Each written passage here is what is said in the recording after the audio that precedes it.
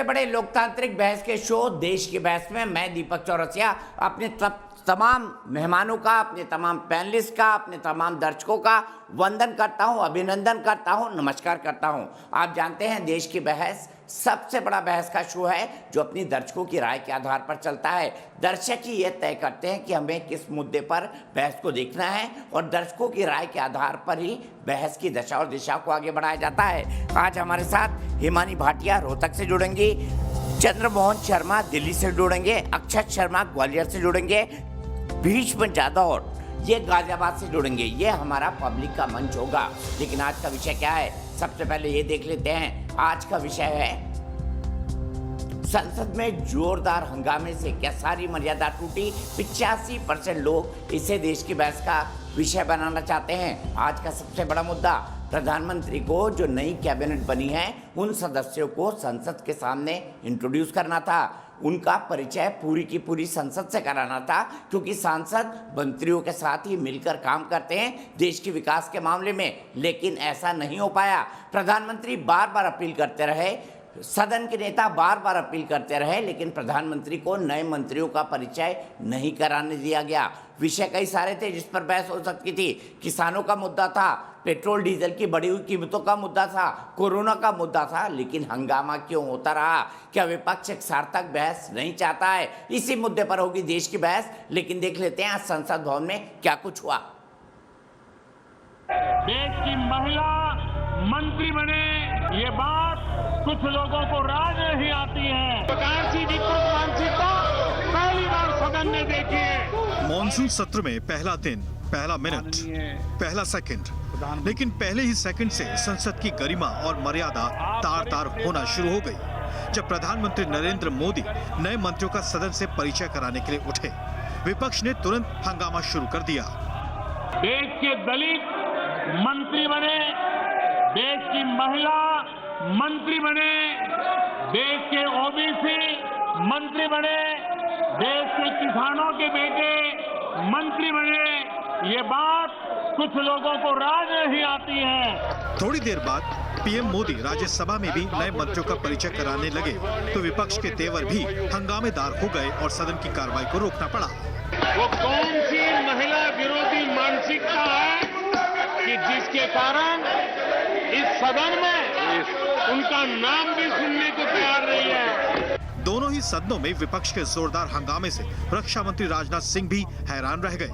मैंने पहली बार अपने 24 वर्षों के संसदीय जीवन में ये देखा है, इस परंपरा को इस बार संसद में तोड़ा गया है। दरअसल 13 अगस्त तक चलने वाले मॉनसून सत्र का आगाज ऐसा है तो आने वाले दिनों में सरकार और विपक्ष के बीच संवाद से ज्यादा संग्राम होता देखने को मिलेगा। जबकि पिछले कुछ रिकॉर्ड के मुताबिक संसद की कार्रवाई बाधित होने से हर मिनट जनता के 2.5 लाख रुपए बर्बाद होते हैं। लेकिन लगता है विपक्ष भूल गया। विपक्ष है वो जो मुख्य मुद्दे हैं देश के सामने उसको उजागर करना चाहता था। प्रधानमंत्री तो हर चीज को एक दूसरी शक्ल देने की कोशिश करते हैं।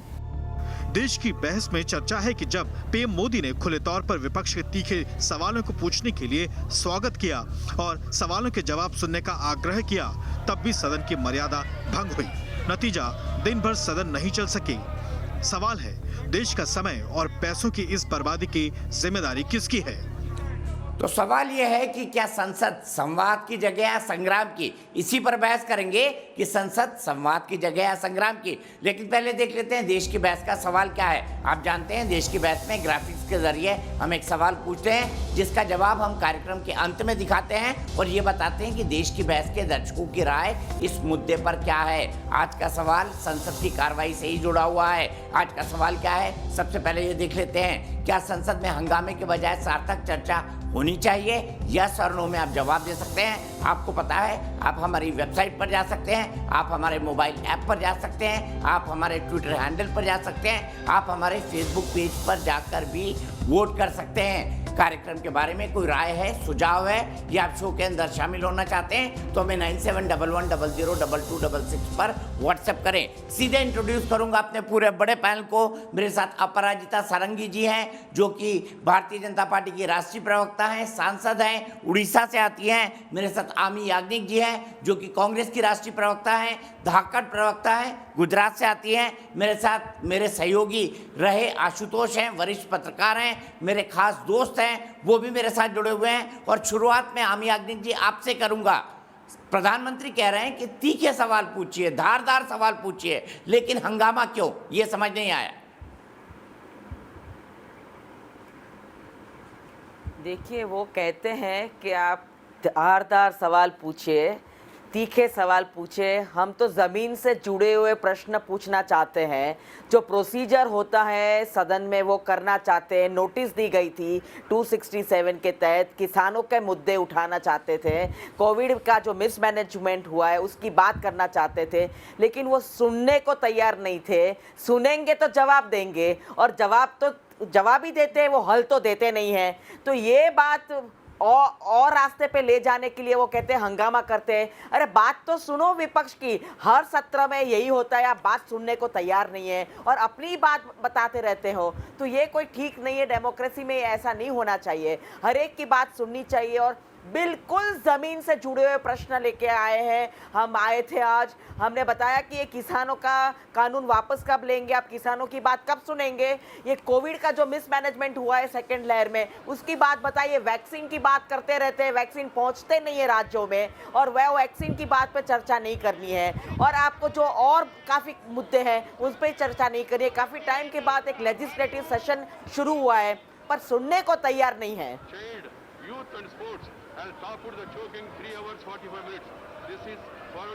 अपराजिता जी, क्या वाकई में आप सुनने को तैयार नहीं है? उनका आरोप यह है कि आप सुनने को तैयार नहीं है, जमीन से जुड़े मुद्दे उठाने नहीं दिए जा रहे हैं संसद में। क्या है हकीकत है अपराजिता जी, बताइए। आप सबको मेरा नमस्कार। संसद के मानसून सत्र का प्रथम दिन था। मैं लोकसभा की सांसद हूं। जब विपक्षी दलों ने हंगामा किया तो मैं संसद में मौजूद थी, लोकसभा में उपस्थित थी। और मैं कह दूं कि आज जिस तरह से विपक्षी दलों के सदस्यों ने व्यवहार किया, यह लोकतंत्र की गरिमा पर कुठाराघात था। यह लोकतंत्र का अपमान था, यह संसद का अपमान था। आदरणीय प्रधानमंत्री जी की बढ़ती हुई लोकप्रियता को सहने में कष्ट हो रहा है। असहिष्णुता का परिचायक था और बौखलाहट का परिचायक था। देखिए आज स्थिति क्या थी।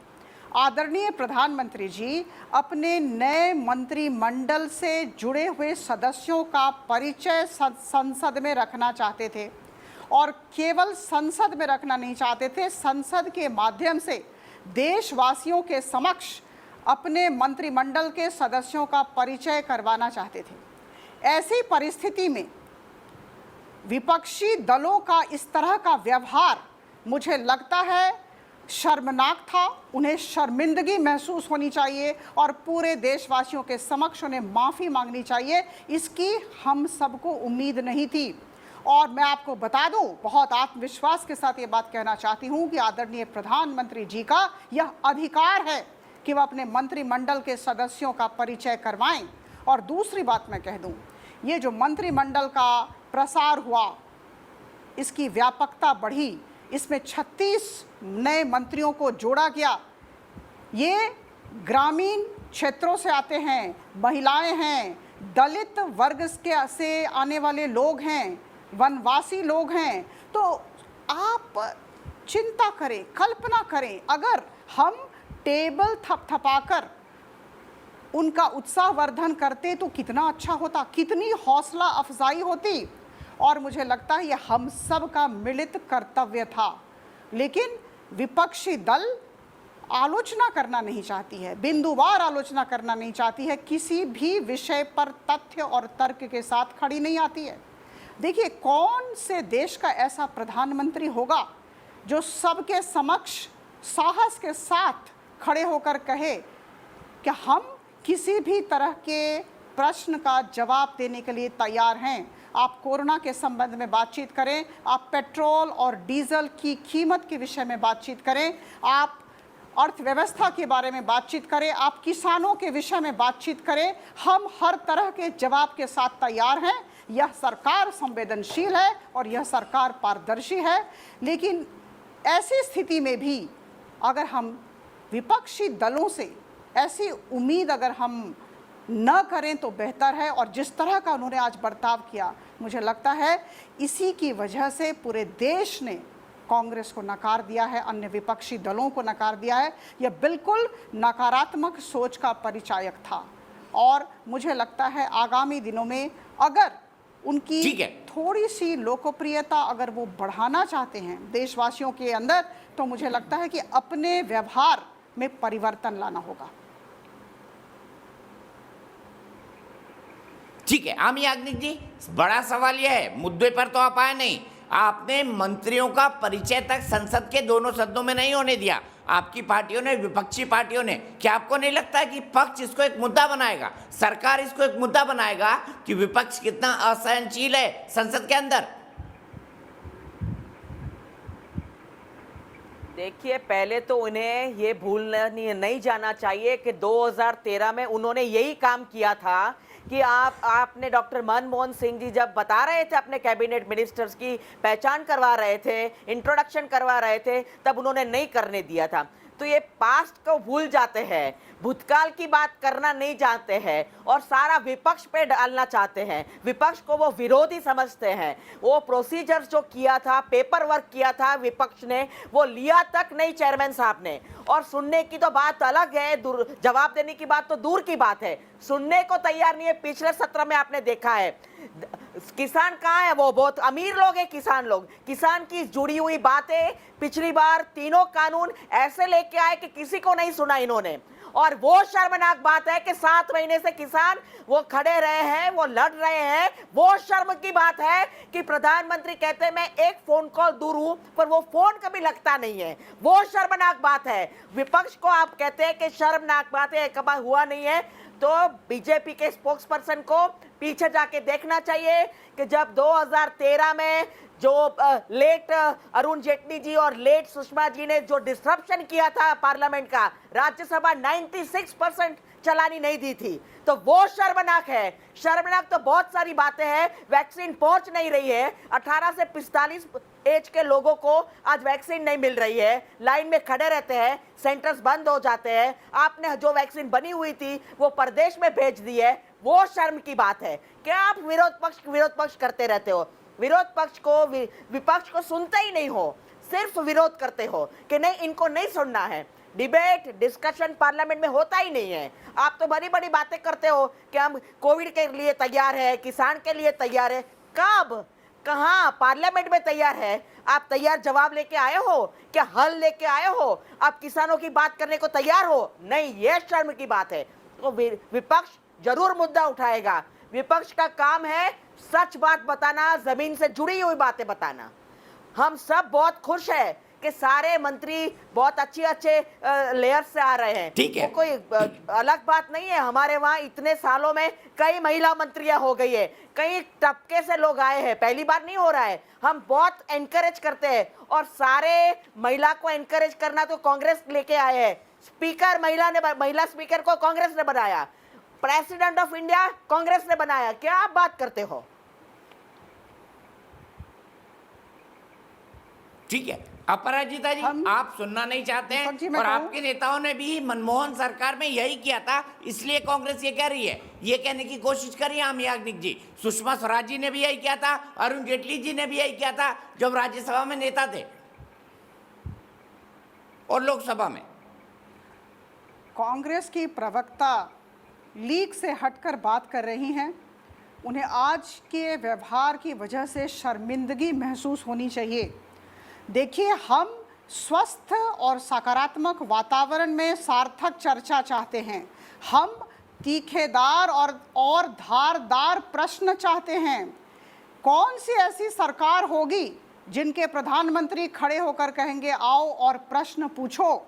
हम पारदर्शी हैं, हम सारे प्रश्नों का उत्तर देंगे, लेकिन मैं आप सबको बताना चाहूँगी कि जब सदन में कार्रवाई होती है तो वो संवैधानिक प्रावधानों के अंतर्गत होती है, एक तरीका होता है, एक सलीका होता है और बात करने की तमीज़ होती है। तो मुझे लगता है कि आज जिस तरह से इन लोगों ने आदरणीय प्रधानमंत्री जी को बोलने नहीं दिया, मुझे लगता है आदरणीय प्रधानमंत्री जी का अपमान नहीं किया, मैं पुनरावृत्ति करूंगी, इन्होंने लोकतंत्र का अपमान किया, सदन का अपमान किया। और आदरणीय प्रधानमंत्री जी विश्व के सबसे लोकप्रिय नेता हैं, देश की बात तो छोड़ ही दें। और इतने लोकप्रिय नेता की लोकप्रियता की वजह से इन्हें कष्ट हो रहा है और असहिष्णुता बढ़ रही है। आज जो भी हुआ वह उसी असहिष्णुता का परिचायक है। तो मैं आज भी कहती हूँ और बार बार कहती रहूँगी, भारतीय जनता पार्टी की प्रवक्ता होने के नाते आइए, प्रश्न लेकर आइए, सकारात्मक परिवेश में बातचीत करें, शांत मन से बातचीत करें। और मैं एक तथ्य आप सबके समक्ष रखना चाहूँगी, याद दिलाना चाहूँगी, मैं संसद में बैठती हूँ इसलिए कह रही हूँ, जब किसान के तीनों बिल पर दिन रात हम चर्चा कर रहे थे, उस समय राहुल गांधी जी मौजूद नहीं थे, लेकिन उसके बाद जब वो विदेश से लौटे तो उन्होंने तीनों बिल पर, जब वो पारित हो गया था, उन्होंने कुछ प्रश्न उठाए। मुझे याद है हमारे प्रधानमंत्री जी अपनी जगह पर खड़े होकर बड़ी विनम्रता के साथ उन्होंने कहा कि हम बिंदुवार चर्चा करने के लिए तैयार हैं, आप प्रावधानों की बात करें। और उसके बाद कांग्रेस दल में चुप्पी छा गई, न कोई बिंदु आया न प्रावधान आया। तो हम तो हर एक विषय पर बातचीत करने के लिए तैयार हैं, आप आएँ और आप सकारात्मक परिवेश में हमसे बातचीत करें, हम आमंत्रित करते हैं, हम स्वागत करते हैं। ठीक है, सीधे आशुतोष के पास चलता हूं।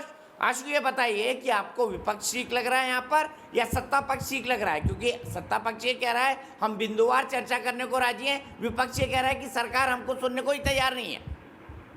क्या संसद में मंत्रियों का परिचय करवाना प्रधानमंत्री का विशेषाधिकार नहीं था? नहीं, मुझे लगता है कि दोनों सत्ता पक्ष विपक्ष के रोल बदल गए हैं। अगर आप 2009 से लेकर 2014 तक अगर आप इतिहास उठा के देखेंगे तो 15वीं लोकसभा भारत के विधायिका के इतिहास की सबसे खराब इस संदर्भ में थी कि उसका 61% प्रोडक्टिव काम जो था वो वेस्ट हुआ था। उस वक्त भारतीय जनता पार्टी विपक्ष में थी और कांग्रेस और यूपीए सत्ता सरकार में थी। जो 2012 में 75% संसद का जो कार्यकाल था वो वेस्ट हो गया था। उस वक्त जब अरुण जेटली से सवाल पूछा गया था तो अरुण जेटली ने कहा था कि विपक्ष के पास संसद के अंदर संसद के टूल्स का इस्तेमाल करके सरकार को एक्सपोज करना उसका धर्म है। और उन्होंने जस्टिफाई किया था जो 75% संसद का काम डिसरप्ट हुआ था उसको। अब आज की तारीख में भारतीय जनता पार्टी सरकार में है, कांग्रेस पार्टी दूसरी पार्टियां विपक्ष में है। तो जो टूल विपक्ष में भारतीय जनता पार्टी यूज करती थी, आज वही टूल कांग्रेस पार्टी और दूसरी पार्टियां विपक्ष में इस्तेमाल करती सरकार के खिलाफ। तो उसमें भारतीय जनता पार्टी को तकलीफ क्यों होनी चाहिए? पहला सवाल तो ये। दूसरी बात यह कि इस वक्त देश के सामने इतने बड़े बड़े सवाल हैं, उन सवालों पर चर्चा होनी चाहिए।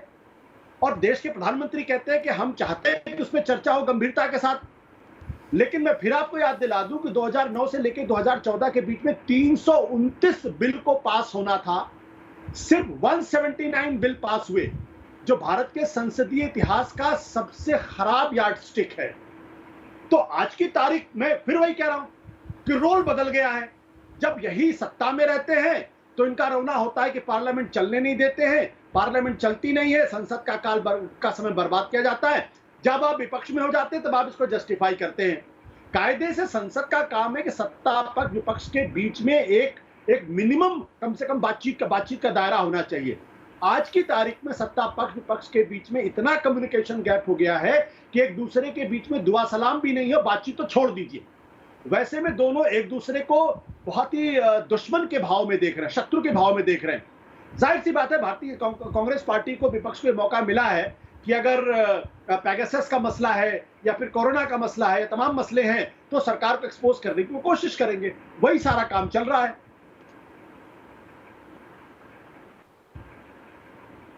ठीक है, इसका जवाब अपराजिता जी से लूंगा, लेकिन उससे पहले हिमानी भाटिया मेरे एक दर्शक रोहतक से जुड़ गई है। हिमानी क्या कहेंगी, सत्ता पक्ष की गलती है संसद न चलने देना या विपक्ष की? धन्यवाद सर, मुझे बोलने का मौका देने के लिए। देखिए, सबसे पहले तो बात ये आती है कि जिस तरह से आज संसद में हंगामा हुआ, हमारे माननीय श्री नरेंद्र मोदी जी को बोलने तक का मौका नहीं दिया गया, तो ये बहुत गलत था। क्योंकि संसद हमेशा चर्चाओं के लिए होता है और हंगामे की वजह से चर्चाएं तो हो नहीं पाई। और कमाल की बात ये है कि नरेंद्र मोदी जी ने सत्र शुरू होने से पहले ही मीडिया से बात करते हुए कह दिया था कि चाहे विपक्ष कितने ही तीखे से तीखे सवाल पूछे, लेकिन सरकार को भी बोलने का मौका दे। लेकिन हुआ क्या? इसका उल्टा हुआ। विपक्ष ने बोलने का मौका तक नहीं दिया और नारेबाजी करना शुरू कर दिया। मुझे ऐसा लगता है कि विपक्ष को तीखे सवाल पूछने चाहिए थे सरकार से। तो आज मेरा विपक्ष से और यहाँ बैठी कांग्रेस के प्रवक्ता से यही सवाल है कि क्या विपक्ष इसी तरह से हंगामा करता रहेगा और क्या विपक्ष का यही है?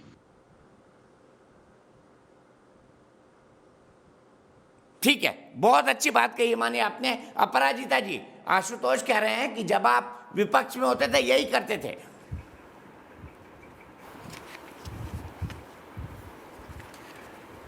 देखिए, वो रिमोट कंट्रोल सरकार थी। हम सब जानते हैं कैसे वो सरकार चलती थी। और मैं आप सबको बता दूं, आपने आदरणीय सुषमा स्वराज जी को भी सुना है, बार बार हम अभी उनके वीडियोस और उनके टेप सुनते हैं और अन्य बड़े बड़े हमारे नेताओं के भी टेप सुनते हैं। बहुत कंस्ट्रक्टिव ऑपोजिशन था, बहुत रचनात्मक विपक्षी दल था। मुझे लगता है इस पूरे देश को मानना होगा और देश मानती है, और इसी की वजह से हम 303 सांसद को लेकर आज लोकसभा में बैठे हैं। हम एक समय में 1980 के दशक में 3 सांसद थे, आज 303 हैं। आप स्कोर बोर्ड देखकर बात करें। अगर विपक्षी दल के तौर तरीके लोगों को अच्छे नहीं लगते तो हम आज इतनी संख्या में, इतनी तादाद में लोकसभा में नहीं बैठे होते। तो मुझे लगता है ये जो नकारात्मक सोच है कांग्रेस की, अन्य विपक्षी दलों की, इसी की वजह से पूरे देश ने इन्हें नकार दिया है। देखिए, अभी उन्हें अपनी लोकप्रियता बढ़ानी चाहिए। और कैसे लोकप्रियता बढ़ेगी? उन्हें जो सार्थक विषय हैं उनके बारे में सरकार को कटघरे में खड़ा करना चाहिए। वो कैसे खड़ा करेंगे? अगर उनके पास तथ्य हो, तर्क हो, परिपक्वता हो तो होगा। लेकिन न तथ्य है, न तर्क है, न परिपक्वता है, न शांत मन है, न सहिष्णुता है। तो मुझे लगता है कि कांग्रेस विपक्षी दल है, विरोधी दल ना बने। देखिए, ये 2 शब्द हैं, हो सकता है आप मेरे साथ सहमत ना हो, लेकिन विपक्षी दल बने, विरोधी दल ना बने। विरोध के नाम पर विरोध न करें। हम सत्ता पक्ष में हैं, ये विपक्ष में हैं। तो विपक्षी दल का काम होता है रचनात्मक सुझाव देना। हम आमंत्रित करते हैं, कुछ अच्छी बात बताएं हमें, कहीं कैसे काम करना है, हम ज़रूर ग्रहण करेंगे। हमने कब मना किया है? हमारे प्रधानमंत्री खुद सबसे बातचीत करना चाहते हैं और सर्वदलीय बैठक हुई। अच्छा, अपराजिता जी, ये बताइए, आशुतोष की बात रचनात्मक है या निगेटिव है? बताइए। विभिन्न दलों के करीबन 40 नेतागण थे, सारे नेतागण से बातचीत हुई और उसके बाद आज जो उसका प्रतिफलन हुआ वह शर्मनाक था। तो मुझे लगता है कि अपने गिरेबान में झांके कांग्रेस और खुद को पूछे, खुद से बातचीत करे, आत्म समीक्षा करे कि किस तरह का अपना परिचय कांग्रेस देश के समक्ष रख रही है। और अगर इस तरह रखती रही तो स्कोर बोर्ड पर कितने अंक मिलेंगे कांग्रेस को, मुझे लगता है हम सबको ज्ञात है। आपने मेरे सवाल का जवाब नहीं दिया। आशुतोष, आपको रचनात्मक लगते हैं या विरोधी दल?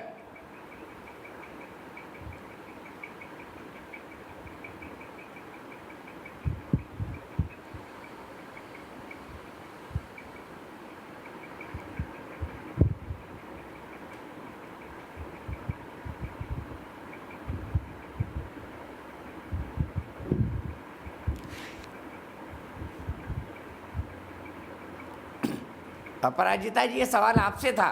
आशुतोष, आपको रचनात्मक लगते हैं या विरोधी दल?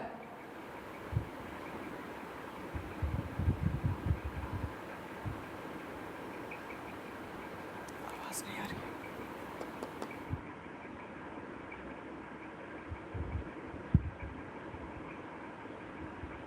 ठीक है, आशुतोष के पास चलता हूँ। आशुतोष, आर्गुमेंट ठीक लगता है अपराजिता जी का? वो कह रही कोई भी सवाल पूछे, लेकिन विरोध, तर्क का विरोध और विरोधी दल होने में अंतर है। आप भी एग्री करेंगे इस बात से? नहीं, मैं बिल्कुल अपराजिता जी की राय से मैं बिल्कुल सहमत नहीं हूँ। भारतीय जनता पार्टी जब विपक्ष में होती थी तो मैंने आपको उदाहरण दे दिया कि 2015 में, यानी 2009 से लेकर 2014 तक भारतीय जनता पार्टी विपक्ष में थी, और संसद में जो सबसे कम काम हुआ है वो उस वक्त हुआ जब भारतीय जनता पार्टी विपक्ष में थी, और रोज संसद नहीं चला। मानसून का पूरा सत्र 2012 में लगभग पूरा का पूरा साफ हो गया। आप उन दिनों उस वक्त रिपोर्टिंग क्या करते थे। तो आज, और तब अरुण जेटली से ये सवाल पूछा जाता तो बार बार कहते थे भाई ये हमारा डेमोक्रेटिक हाइट है, पार्लियामेंट के अंदर हम उसका इस्तेमाल कर रहे हैं, सरकार को एक्सपोज कर रहे हैं, ये सरकार की जिम्मेदारी है कि वो ये कैसे संसद चले, ये सरकार की जिम्मेदारी है। आज अगर यही सवाल अगर भारतीय जनता पार्टी से पूछा जाए कि तब आपने 2012 में पूरे मानसून सत्र की बलि क्यों ले ली, आपने पूरे मानसून सत्र में यही बात क्यों कही कि सरकार की जिम्मेदारी संसद चले, आज यही बात पलट के अगर सरकार से पूछा जाए कि भाई आप विपक्ष को साथ लेकर आप क्यों नहीं संसद चलाने देना चाहते, आपके पास संसदीय कार्य मंत्री है, आप विपक्ष के साथ मिलकर फ्लोर कोऑर्डिनेशन करिए, आप उनको कॉन्फिडेंस में लेकर अपनी बातों को रखिए, तो शायद ज्यादा बेहतर बात होगी। लेकिन चूंकि आज वो सत्ता पक्ष में है तो जाहिर सी बात है विपक्ष पर आरोप लगा रहे हैं। तो ये दिक्कत हमारे यहाँ ये है कि जब जो सत्ता पक्ष में होता है वो विपक्ष पर आरोप लगाता है, और जब विपक्ष में होता है तो वही आकर डिसरप्ट करता है। दोनों के बीच में जिस तरीके का रचनात्मक संबंध होना चाहिए, एक दूसरे से जिस तरीके का सहकार होना चाहिए, उसकी बहुत भारी कमी आज की तारीख में नजर आती है। और मैं फिर भी आपको बता दूं कि आप जब अटल बिहारी वाजपेयी की सरकार होती थी उस वक्त एक तरीके का कोऑर्डिनेशन था सत्ता पक्ष विपक्ष के बीच में, एक दूसरे के बीच में बातचीत होती थी, और उस वक्त बहुत प्यार मोहब्बत से चीजों को सुलझा लिया जाता था और ज्यादा टकराव नहीं होता था। लेकिन आज जिस तरीके से टकराव की स्थिति पैदा हो गई है, जहां मुझे तो लगता भी नहीं कि राहुल गांधी कभी भी नरेंद्र मोदी से बात करते हुए, नरेंद्र मोदी जी कभी कभी राहुल गांधी से बात करते हुए, मुझे नहीं लगता इन दोनों के बीच में किसी तरीके का कोई टेलीफोनिक कॉन्वर्सेशन भी कभी होता है, या एक दूसरे को समझने, एक दूसरे को चाय पे बुला के कभी बात करने की कोशिश की जाती है। तो ये वजह है जिसकी वजह से सत्ता पक्ष को, विपक्ष को बड़ा मौका मिला है कि वो सरकार के खिलाफ एक तरीके से लामबंदी कर सके। वो कर रहा है अपने तरीके से।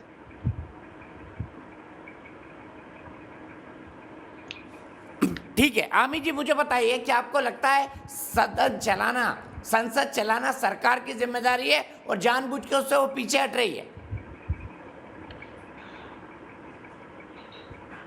ये संसद चलाना, सरकार को आके बताना कि वो कौन से कार्य कर रहे हैं, सबको साथ में लेके बातें बड़ी बड़ी करनी, सबका साथ सबका विकास, पर कोऑर्डिनेशन नहीं है। वो बातचीत तक करना नहीं चाहते, डिबेट करना नहीं चाहते, डिस्कशन करना नहीं चाहते।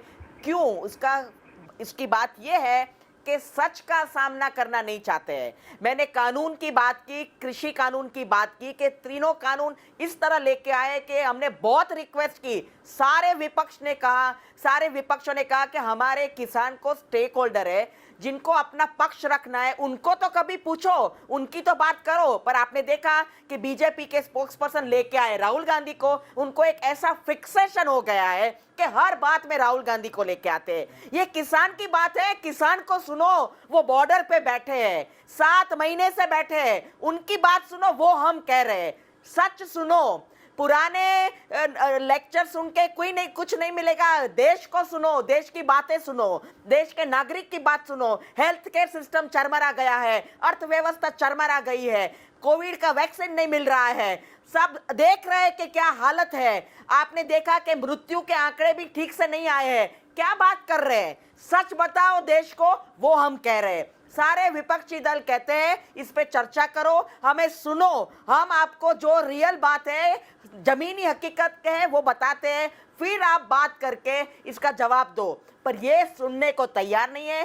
सच सुनने के लिए भारतीय जनता पार्टी बिल्कुल भी तैयार नहीं है। हाँ, बहुत अच्छी बात है कि प्रधानमंत्री जी आके अपने मिनिस्टर्स की पहचान देना चाहते हैं, सबको कहते हैं कि धारदार प्रश्न पूछो, पर धारदार प्रश्न तब पूछेंगे कि जब हम वो जो फॉर्म देते हैं, जो नोटिस देते हैं, वो नोटिस की तो सुनवाई हो। वो नोटिस ही लेना नहीं चाहते, प्रोसीजर ही चलाना नहीं चाहते हैं। अगर सदन में वो नोटिस हमने इतनी बता के कि ये नोटिस है हमारी नोटिस ले लो और उस पर आप रूलिंग दे दो, वो भी नहीं होता है। तो क्या सरकार को चलाना है सदन, उनको ये सब करना है। पार्लियामेंट्री अफेयर्स मिनिस्टर होते हैं वहां पे, ये सारे कोऑर्डिनेशन का अभाव है। वो आप देख रहे हैं, बहुत अच्छी तरह देख रहे हैं।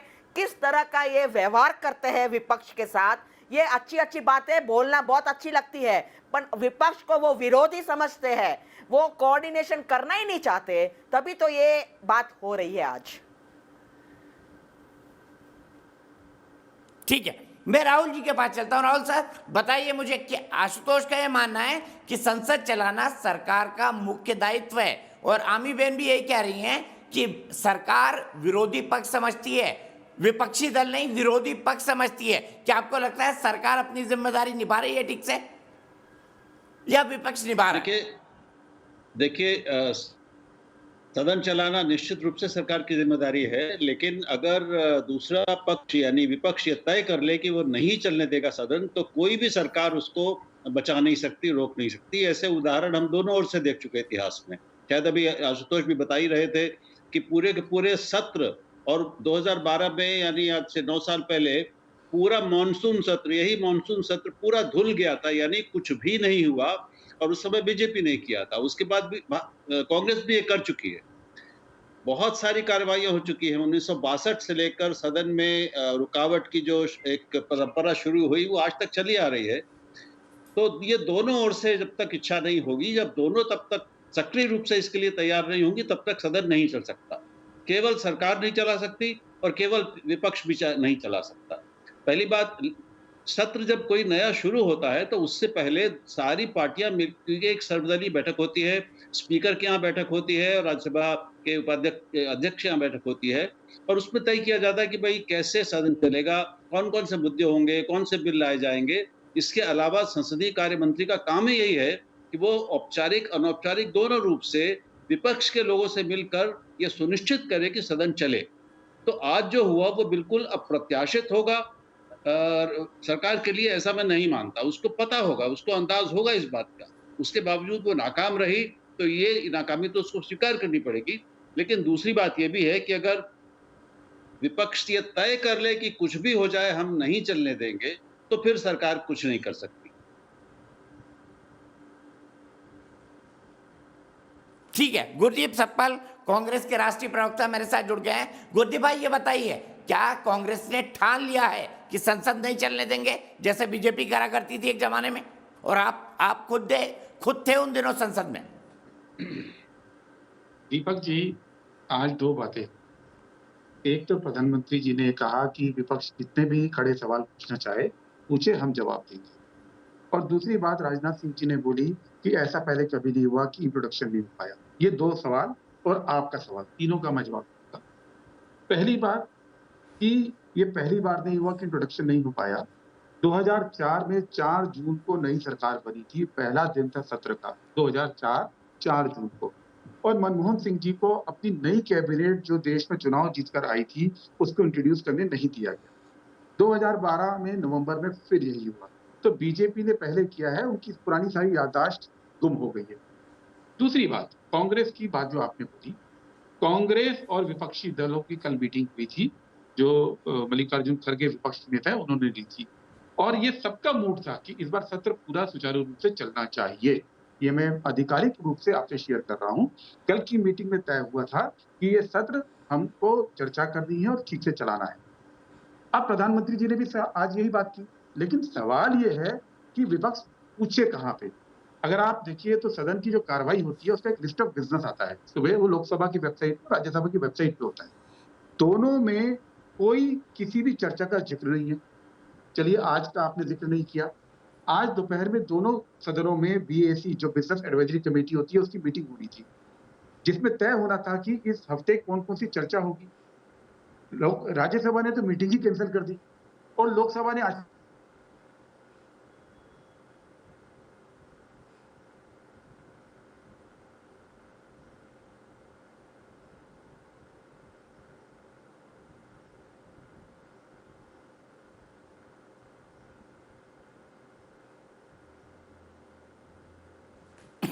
लगता है गुरदीप के साथ कुछ प्रॉब्लम है कनेक्टिविटी की। चंद्रमोहन शर्मा मेरे दर्शक मेरे साथ जुड़े हुए हैं। चंद्रमोहन जी, क्या कहेंगे आप, संसद क्यों नहीं चल पा रही है? विपक्ष जिम्मेदार है, सत्ता पक्ष? नमस्कार दीपक जी। लेकिन दीपक जी, मुझे ऐसा लगता है कि विपक्ष ने जो है ये अपना एक एजेंडा बना लिया कि किसी भी सूरत में संसद को नहीं चलने देना है, इस सरकार को कुछ भी कार्य नहीं करने देना है। ये हम आज से नहीं देख रहे हैं, पिछले 7 साल से देख रहे हैं। संसद का हमेशा यही हाल होता है, हमेशा संसद का आम जनता इसमें पिसती है, आम जनता का पैसा लगता है। ये जो सांसद चुने जाते हैं, सब लोग बड़े मन से सांसदों को चुन के भेजते हैं, उसके बाद ऐसा रवैया संसद में देखते हैं तो जनता का बड़ा नुकसान होता है। प्रधानमंत्री जी ने बहुत कोशिश करी, बड़े प्रयास कर, सर्वदलीय बैठक कई बार बुलाई, हमेशा बुला के बैठक करते हैं, लेकिन शायद विपक्ष ने ये सोच लिया है कि संसद को नहीं चलने देना, नहीं चलने देना, नहीं चलने देना। ठीक है। आरपी सिंह जी, सप्पाल साहब बोल रहे थे 2004 और 2012 में आपने भी डॉक्टर मनमोहन सिंह को कैबिनेट नहीं इंट्रोड्यूस करने दी थी, उन्होंने बदला निकाल लिया, क्या गलत किया? चलिए, अगर उनको लगता है इसी प्रकार बदला निकालकर और हमारी गलतियों से नहीं सीखना चाहते तो ये उनकी वो विषय है। परंतु मैं जो एक मूल विषय पे आना चाहता हूँ वो है कि प्रधानमंत्री जी अपने कैबिनेट के मंत्री इंट्रोड्यूस करे थे इसलिए कि उन्हीं कैबिनेट मंत्रियों ने जवाब देना था। जो सत्ता पक्ष, जो विपक्ष सत्ता पक्ष से जवाब चाहता है वो जवाब तो सरकार के बिहाफ पे मंत्री देते हैं ना, तो वही मंत्री ने जवाब देना था। तो इनको तो दिक्कत है कि पहली बार इतने सारे दलित, लगभग 27 ओबीसी और 12 दलित मंत्री आए हैं, 11 बहनें हमारी मंत्री बनी हैं, तो लगभग आधे से ज्यादा कैबिनेट इस प्रकार के वर्ग से हैं जो कि जिनको आगे पहले इतना मौका नहीं मिलता था। परंतु प्रधानमंत्री जी इंट्रोड्यूस करना चाहते थे, परंतु इनको लगता है नहीं भाई, किसी दलित का परिचय क्यों हो, किसी ओबीसी का परिचय क्यों हो, कोई अगर दलित महिला है उसका परिचय क्यों हो। अरे वो परिचय होगा तभी तो आप पूछोगे भाई आपका मंत्रालय है आईटी का, तो कृपा कर आईटी मंत्रालय का जवाब जो आप चाहते थे, ये जो नया जो स्नूप गेट आया उस पर अगर जवाब चाहते हो तो आईटी मंत्रालय जवाब देगा। तो आईटी मंत्रालय के मंत्री का परिचय तो हो नहीं देते कम से कम। अगर आपको किसानों की बात करनी है तो किसानों के अंदर जो स्टेट मिनिस्टर नए आए हैं वो आपको जवाब देंगे, क्या जवाब देना है आपको। और मैं बड़ा स्पष्ट कह रहा हूँ, वो बेशक किसानों का मामला में एक मुद्दा किसानों का, और मेरा मानना दूसरा है, क्योंकि इनके पास जवाब नहीं है किसानों के इशू पे भी। मैं 2 चीजें बताता हूँ, उससे आपको स्पष्ट हो जाएगा।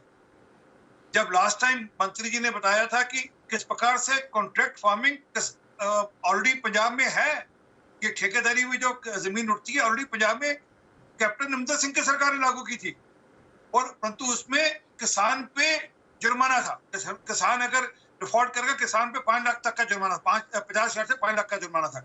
वो हमारी सरकार ने उल्टा किया है, परंतु इनको पता है कि ये सब जवाब आएंगे, ये एक्सपोज होंगे। और दूसरा, ये मंडियों की बात करती है, सरकार ने 1 लाख करोड़ रुपया भी दिया मंडियों को और बेहतर करने के लिए, परंतु इनको तो नहीं चाहिए कि नीचे जाए। एक और बात मैं आज बता देना चाहता हूँ आपके चैनल के माध्यम से, मंडी खोलना या बंद करना राज्य सरकार के हाथ में। अब ये विषय जब लोगों को तक जाएगा, किसानों तक जाएगा, तो किसको समझ में आएगी बात? इनको समझ लगेगी। और एक आखिरी बात कहकर बात समाप्त करता हूँ इस विषय के इस पार्ट में। याद करिएगा, अभी थोड़े दिन पहले कैप्टन अमरिंदर सिंह और उनकी पूरी कैबिनेट यहाँ पर आकर बैठी थी कि आप डायरेक्ट ट्रांसफर मत करो किसानों को, आप आड़तियों को पैसे भेजो, आड़ती फिर किसानों को देंगे। आप ये जो हमारी प्रथा चली आ रही है जिसमें हम घालमेल करते थे, उस घालमेल वाले प्रोसेस को बंद मत होने दो। प्रधानमंत्री ने कहा नहीं भाई, तय कर दिया, देश की सारी सरकारें करी, सिर्फ आपकी सरकार क्यों नहीं करेगी? अब ये जब चीजें खुलकर आगे आनी है, जब ये प्रश्न रहेंगे, प्रश्नों के उत्तर आने हैं, तो ये भाग रहे उससे। अगर सीधा किसान की जेब में पैसा मोदी जी पहुंचा रहे हैं, उसको लेकर ठीक है, जवाब ले लेते हैं। हाँ दीपक जी, ठीक है, जवाब ले लेते हैं। आज गुरदीप सप्पल जी, आप पे आरोप लगा कि आप दलित, ओबीसी और महिला विरोधी हैं, क्योंकि बड़ी संख्या में 12, 1 दर्जन दलित भाई, 11 महिलाएं और कई सारे ओबीसी 27 के आसपास मंत्री बने। आप उनका परिचय नहीं होने देना चाहते। ये आरोप मैंने नहीं लगाया, खुद प्रधानमंत्री जी ने लगाया विपक्ष पर। क्या कहेंगे आप इस पर? हाँ, पहले तो मैं जो पहला जवाब रह गया था, आधा मिनट उस पर बोल दूं कि उपराष्ट्रपति जी ने एक मीटिंग बुलाई सभी विपक्षी दलों, सभी दलों की, एक स्पीकर साहब ने बुलाई और एक कल प्रधानमंत्री जी ने बुलाई। तीनों मीटिंग में सरकार ने कौन कौन से बिल पास करने हैं उसका पूरा ब्यौरा दिया। लेकिन संसद के 2 काम होते हैं, एक सरकारी काम और एक संसद में सरकार की जवाबदेही तय करना, डिबेट करना। डिबेट के ऊपर तीनों मीटिंग में कोई बात नहीं हुई, तो ये कहना गलत है कि अगर आपने डिबेट के लिए तय किया था तो उसको मीटिंग के अंदर लाना चाहिए था। अब दूसरी बात जो आपने सवाल उठाया, महिलाएं 11 महिलाएं बनी हैं मंत्री, बहुत अच्छी बात है। मनमोहन सिंह जी की सरकार में 10 महिलाएं थी, नरसिम्हा राव जी की सरकार में 12 महिलाएं थी।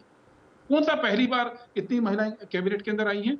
उल्टा मनमोहन सिंह जी की सरकार में कैबिनेट मंत्री ज्यादा थी महिलाएं, आपके यहाँ तो एमओ से हो रही हैं।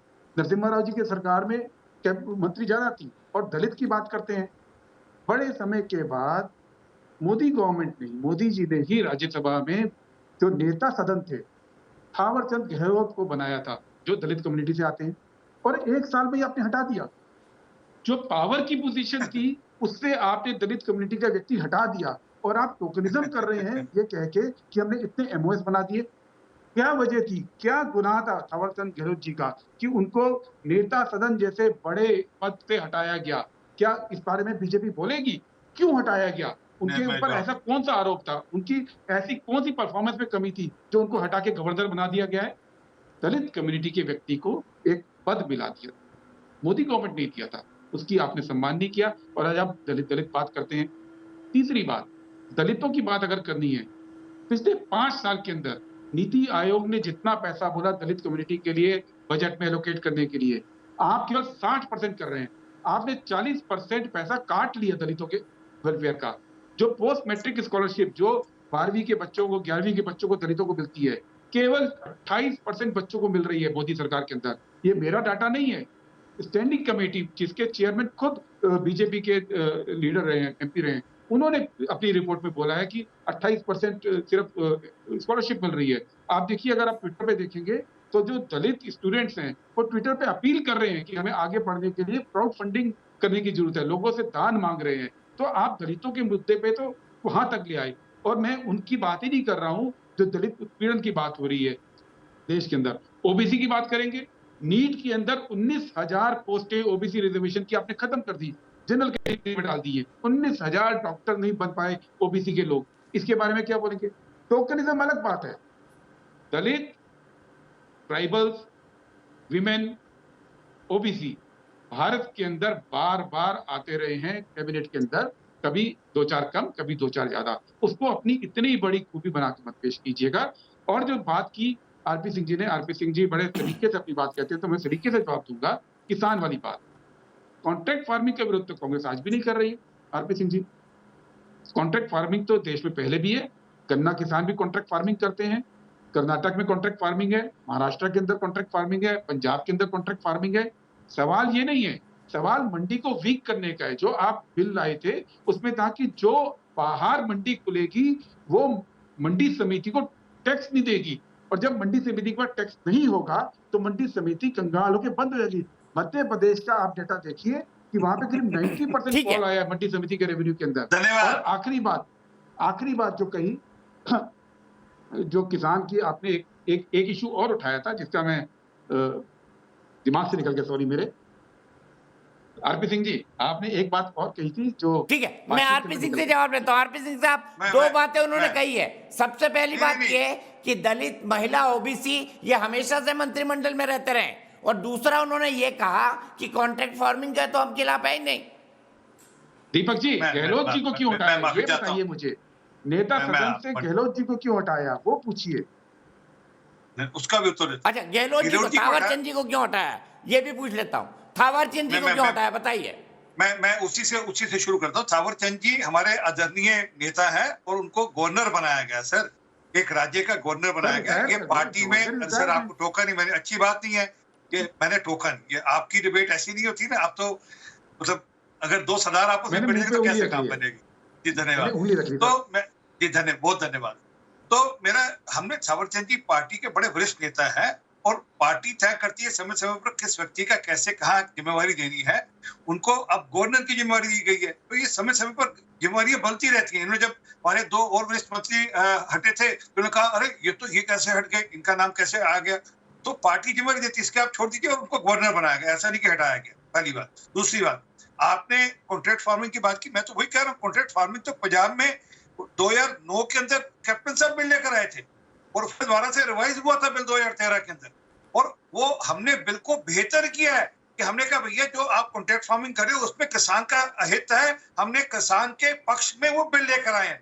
पहली बात। दूसरी बात, आपने मंडियों की बात की, मैं अभी तो कहा, आपने ध्यान से सुना नहीं। मंडी लगाना ना लगाना, मंडी रखना ना रखना, मंडी को परमिशन देना ना देना, वो राज्य सरकार के हाथ में। आप तय करो हमने अमुक मंडी नहीं आने देनी, नहीं आएगी मंडी। और एक बात और जो आपने कहा कि जो मंडियां बाहर आएंगी वो सरकार के दायरे में नहीं, वो टैक्स के दायरे में होंगी, इसलिए वो मंडियां को लाभ, वो मंडियां बाकी मंडियों को बंद कर देंगे। भैया शायद आप फॉलो अप नहीं करते। सरकार ने बड़ा स्पष्ट कहा कि वो मंडियां भी टैक्स के दायरे में होंगी, वो राज्य सरकारों के ऊपर है कि जैसा मर्जी टैक्स नई मंडियों पे भी लगा ले, इसमें कोई छूट नहीं, इसमें कोई दिक्कत नहीं है। तो मुझे पता है कि आपको किसान बिल पर चर्चा नहीं करनी, क्योंकि किसान बिल पर चर्चा करते हैं तो आप दिक्कत में आते हैं, क्योंकि आप किसान के हित की बात नहीं कर रहे। एक पंजाब में आपने 90,000 करोड़ रुपए का कर्जा माफी करनी थी, 90,000 करोड़ रुपए का, और ये मैं तो कह ही रहा हूँ, नवजोत सिंह सिद्धू कल तक कह रहे थे, आज नहीं कहेंगे कि वो पीसीसी के चीफ हो गए, परंतु 90,000 करोड़ का कर्जा माफी करना था वो माफ किया नहीं। मुझे बता दिए उस 90,000 करोड़ में से कितना कर्जा माफ किया किसानों का पंजाब में आपने? वो पंजाब के किसानों को भटकाकर आपने बॉर्डर पर भेज दिया, भैया जाओ अब जाकर केंद्र सरकार से लड़ाई लड़ो, हम तो 90,000 करोड़ का कर्जा माफ करेंगे नहीं। तो इसलिए आपके पास जवाब नहीं है बातों के। और बता दूं, एक बात और बता दूं मैं, कैप्टन साहब की अपनी विधानसभा से पटियाला से किसान नहीं आ रहे इसमें, क्योंकि वो कॉन्ट्रैक्ट फार्मिंग ऑलरेडी कर रहे हैं और वो जिन कंपनियों के साथ कॉन्ट्रैक्ट फार्मिंग कर रहे हैं उससे वो खुश है, इसलिए वो इस किसान आंदोलन में भागीदारी नहीं कर रहे। चाहोगे तो मैं आपको एक पूरा वीडियो इसी चैनल का भेज दूंगा, आप देख लीजिएगा, तसल्ली हो जाएगी आप। दीपक जी, ठीक है ठीक है, संजीव जी के पास चलता हूँ। संजीव जी मुझे बताइए। गुरदीप जी मैं आपके पास आऊंगा। संजीव श्रीवास्तव जी जुड़ गए हैं, फॉर्मर एडिटर बीबीसी।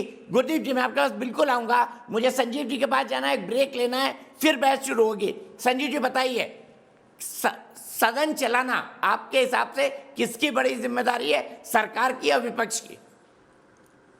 इसमें कोई दुविधा की बात नहीं है दीपक जी। सदन चलाना सरकार की प्रथम जिम्मेदारी है, उसके बाद विपक्ष की। देश चलाना, सरकार चलाना, सदन चलाना, सारी जिम्मेदारी अगर आप सरकार में है तो आपकी है। और कहीं ना कहीं ये पुरानी परिपाटी रही है, जैसे थोड़ी देर पहले राहुल देव जी भी बोल रहे थे कि कांग्रेस के समय पे बीजेपी ने ऐसा किया, कांग्रेस ऐसी कर रही है। लेकिन जितना विपक्ष की तरफ रीच आउट करना, विपक्ष की तरफ हाथ बढ़ाना, संवाद बिठाना, जितना इस सरकार ने अपनी उस जिम्मेदारी का परित्याग किया है, मुझे ध्यान नहीं आ रहा कि ऐसा इससे पहले कभी भी हुआ है।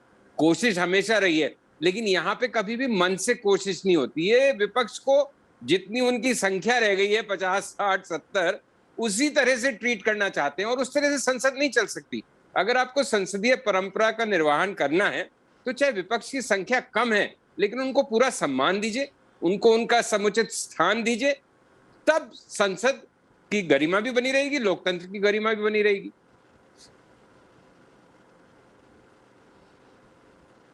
ठीक है, बिल्कुल सही कहा आपने।